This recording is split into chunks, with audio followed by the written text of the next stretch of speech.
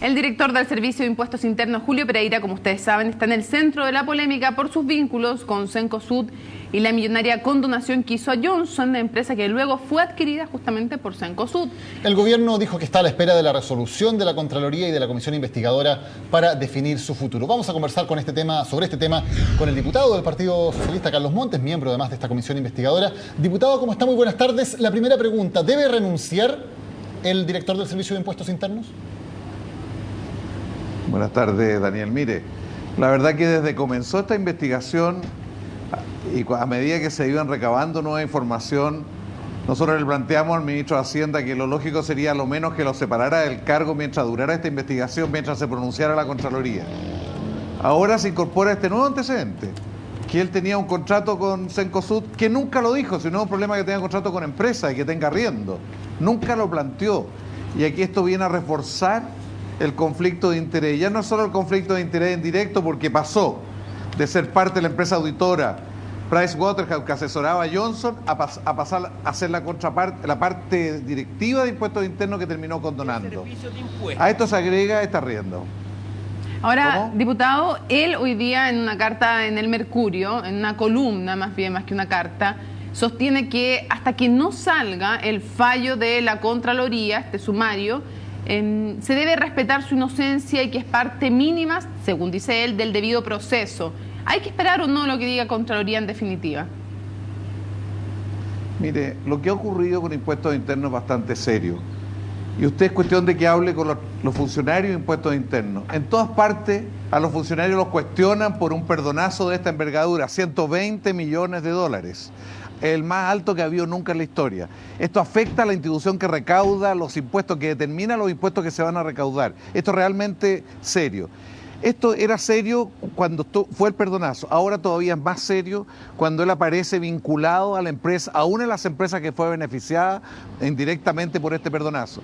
La verdad que creo que lo razonable sería al menos que se separara del cargo mientras esto avanzara y que Impuestos Internos pudiera funcionar. Yo creo que lo razonable es que él termine yéndose del cargo.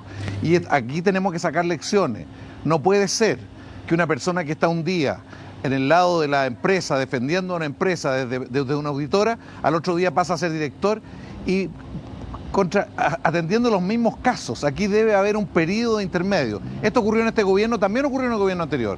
No es razonable que pase de las auditoras al Servicio de Impuestos Internos de una manera tan rápida, sin haber un periodo en que se desacopla de ciertos intereses. Ahora, diputado... Además, creo que no es razonable que él no haya informado a la comisión que tenía estos vínculos con Cencosud.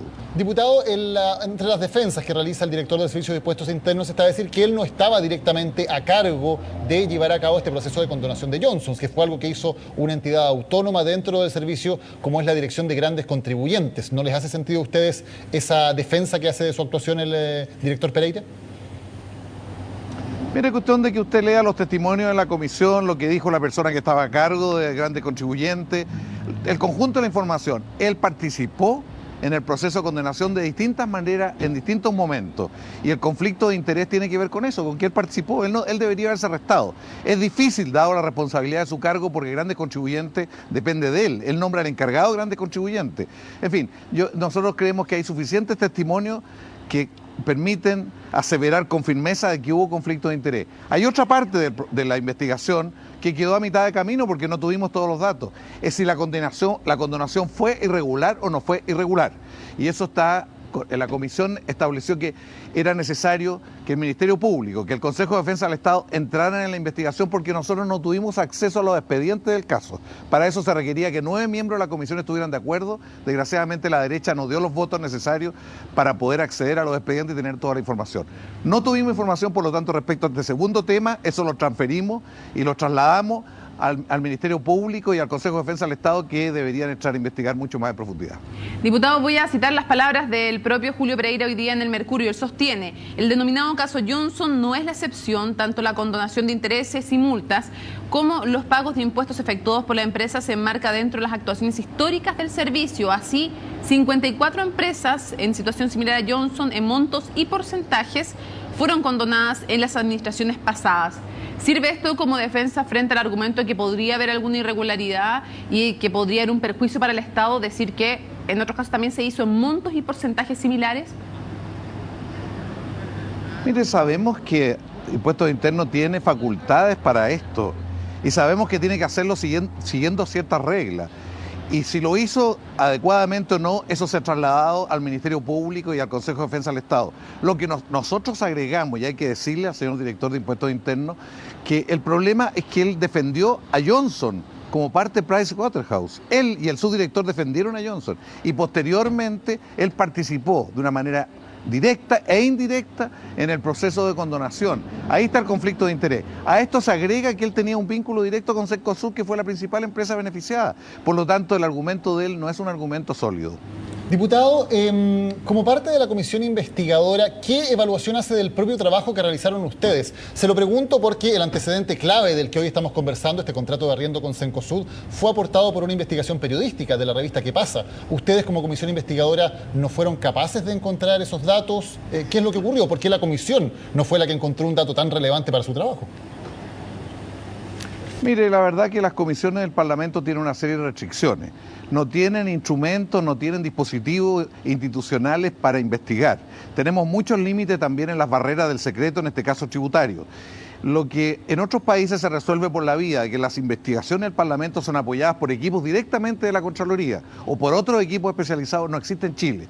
Se ha planteado la necesidad de hacerlo, pero hasta el momento no se ha logrado hacer. En este caso, lo que apareció en la declaración de intereses y patrimonio, que él era propietario de una empresa que se llamaba Molino Viejo.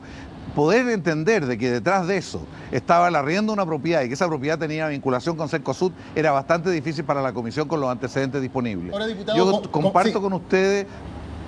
Solo convengamos en que finalmente esto es descubierto por una revista que tampoco tiene ningún poder legal, sencillamente hace una investigación periodística, no es que tampoco tenga ninguna atribución especial, evidentemente tiene menos atribuciones que una comisión investigadora de la Cámara.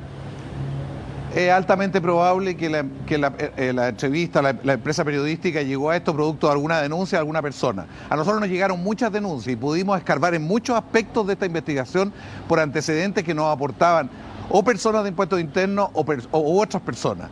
La verdad que los dispositivos de investigación de la Cámara del Parlamento son bastante restringidos y yo creo y comparto con ustedes que esto hay que fortalecerlo. Y a mí me gusta el modelo de que una vez que se constituye una comisión investigadora, Contraloría debe designar un equipo de apoyo al Parlamento con las facultades para ir al fondo de los antecedentes, para tener toda la información y a partir de eso poder llegar a discernir cuál es la real situación. No hubo nada más que llamar la atención en la declaración de intereses y patrimonial de señor Pereira, ¿nada más le llamó la atención? Mire, la verdad que el patrimonio es muy alto, pero eso no tiene que ver con este hecho. Él venía él es una persona que tiene una gran fortuna y tiene en muchas empresas, tiene acciones y tiene otras cosas. Pero la verdad que específicamente que Molino Viejo, una de las tantas empresas que aparecía dentro de su declaración de patrimonio de intereses, fuera propietario de un terreno que se le arrendaba a Cencosud, desgraciadamente eso no apareció en la parte de la investigación que estuvimos haciendo. ¿Pero no les llamó la atención que tuviera 39 millones de pesos en acciones de Ripley, que es de la familia Calderón, ex dueños de Johnson? ¿No hicieron tampoco algún link por ahí? Nos llamó la atención que tuviera muchas propiedades en distintos tipos de instituciones. Efectivamente, lo que usted señala es algo que se debió haber profundizado mucho más. Diputado, y respecto a algo que usted mencionaba antes, decía, no puede ser que pase rápidamente de una empresa a un ente que puede fiscalizarla, y esto sucedió también, reconoce usted, en gobiernos anteriores. ¿En qué está el Parlamento que todavía no legisla sobre ese tema? Miren, esto ha costado ponerse de acuerdo. Aquí le hemos dicho a los gobiernos, a nuestro gobierno anterior y al actual, que esto no es conveniente, que genera un espacio de conflicto de intereses muy fuerte y que es necesario corregirlo. La iniciativa en términos de poner restricciones, de poner inhabilidades, de poner periodos intermedios, tiene que ver mucho con la iniciativa del Ejecutivo. Eso no es iniciativa del Parlamento, no tiene ninguna posibilidad, y uno se pregunta, ¿y por qué transversalmente en ambos gobiernos no se hace? Mire, yo creo que efectivamente en nosotros no ha habido el suficiente consenso, tenemos un margen de iniciativa al respecto, se lo planteamos al gobierno pasado y al ministro Velasco en el gobierno pasado se lo planteamos no una vez, muchas veces, de que esto no era conveniente de la manera que se estaba enfrentando y el cambio de un escritorio al frente, que eso no ayudaba a la transparencia de la institución. Y ahora en este gobierno también lo hemos planteado desde el comienzo de este gobierno, independiente del caso Johnson, antes del caso Johnson. Nuestra capacidad de iniciativa es limitada y nuestra capacidad de construir consenso también es limitada al respecto. ¿A quién le faltó voluntad entonces? Usted vio la respuesta del... Perdón, la Sí. respuesta del presidente de Renovación Nacional, que dijo, si no sacan de este tipo de empresas sus directivos, ¿de dónde los van a sacar? La verdad que hay que buscar de otra manera y hay que poner impedimentos y hay que poner restricciones. ¿A quién le faltó voluntad entonces en el gobierno anterior? ¿Usted cree que al entonces ministro Andrés Velasco de impulsar este tema? Mire, en el gobierno anterior al ministro Velasco le dijimos no una vez, por lo menos 5 veces de que aquí había un problema y que esto había que enfrentarlo dentro del gobierno anterior y para el futuro. La verdad que esto hasta el momento, y yo le puedo mostrar hasta los documentos que se le entregaron en su momento y distintas situaciones que se discutieron. ¿No se lo pidió también en su momento a la expresidenta Bachelet que también impulsara normativas en esta No, materia? lo vimos con el...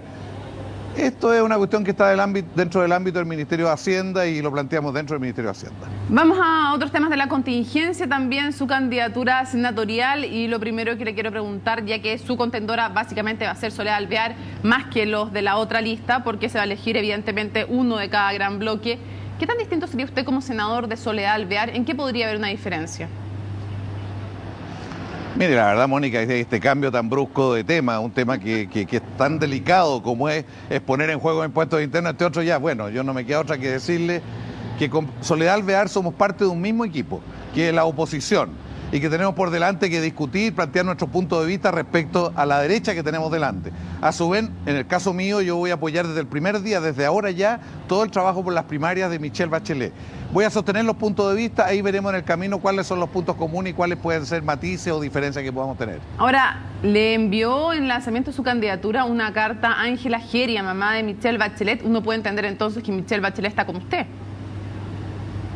Mire, esa es una conclusión que usted está sacando. Lo concreto es que hay una carta en que la madre de Michelle Bachelet, Ángela Geria, manda un saludo a un acto de presentación de la candidatura. Yo creo que el resto de las interpretaciones corren por cuenta de ustedes. ¿Le corresponde, diputado, a Michelle Bachelet como candidata presidencial ser imparcial entre los distintos candidatos, o sería lógico que ella tuviera un mayor gesto de cercanía o de respaldo a un candidato del Partido Socialista? ¿Qué es lo que cree usted? Yo creo que ella va a tener que apoyar en definitiva a toda la lista de oposición una vez que pasan las primarias. Después de las primarias va a tener que apoyar a toda la lista de la oposición de distintas maneras. Pero en definitiva no soy yo quien puede decir el comportamiento que ella va a tener, ella lo va a tener que tomar en su momento. Claro, le pregunto por su opinión política. Usted dice, claro, después de las primarias obviamente hay que apoyar a la lista completa, pero antes de las primarias sería lógico que apoyar a los candidatos de los partidos que la están apoyando en esa primaria, ¿no?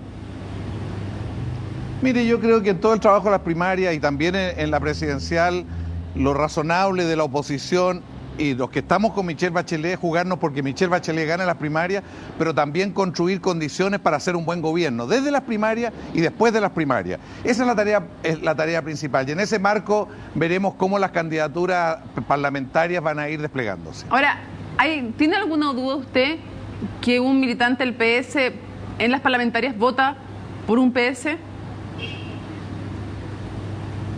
Bueno, siempre va a haber alguien que vota por otras personas.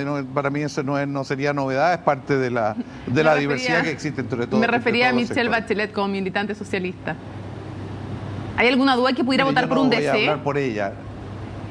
Yo no voy a referirme a eso porque eso es una decisión que ella tendrá que tomar y no quiero entrar a interpretar. Perfecto. Diputado Carlos Montes, muchas gracias por haber conversado hoy con nosotros en primera edición de CNN Chile. Muchas gracias a ustedes y solamente insistir que el tema de impuestos internos es serio para nuestra organización institucional. Impuestos internos no es una institución como cualquier otra. En la que está a cargo de los impuestos en este país se requiere mucho rigor y no puede estar en debate una y otra vez. Aquí se requiere de una vez por todas que el Ministerio de Hacienda tome decisiones. Gracias, diputado. Muy buenas tardes. Muchas gracias a ustedes.